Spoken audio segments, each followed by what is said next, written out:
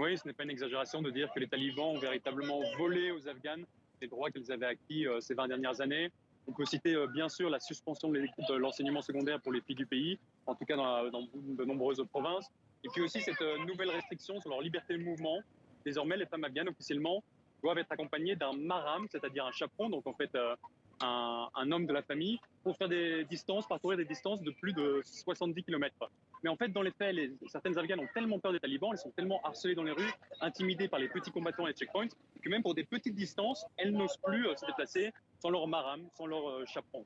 Donc ça montre bien que d'un côté, il y a des règles très liberticides déjà, mais qu'en fait, dans la vraie vie, dans la réalité du terrain, c'est encore pire. Alors, on vient de le voir dans le précédent reportage, le pays est au bord du gouffre et ce sont les femmes les premières victimes de ce marasme économique.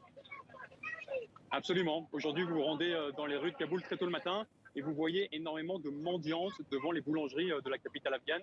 Des mendiantes qui sont en fait de nouvelles pauvres, c'est-à-dire des femmes qui vivaient plus ou moins correctement avant le retour pour les talibans, mais la crise économique les a durement frappées, elles ont perdu leur emploi ou leur mari a perdu leur emploi, mais ce sont elles qui doivent se retrouver à mendier, assises par terre dans la rue, un peu de pain qui a doublé, le prix du pain qui a doublé ici dans la capitale afghane. Et puis un mot enfin sur ces entreprises aussi qui ont dû fermer à cause de la crise économique, à cause des restrictions bancaires imposées par les puissances occidentales. Tout à l'heure, je me suis rendu dans une usine textile en dehors de Kaboul qui a fermé ses portes. C'est une usine qui employait 500 femmes qui sont toutes au chômage aujourd'hui.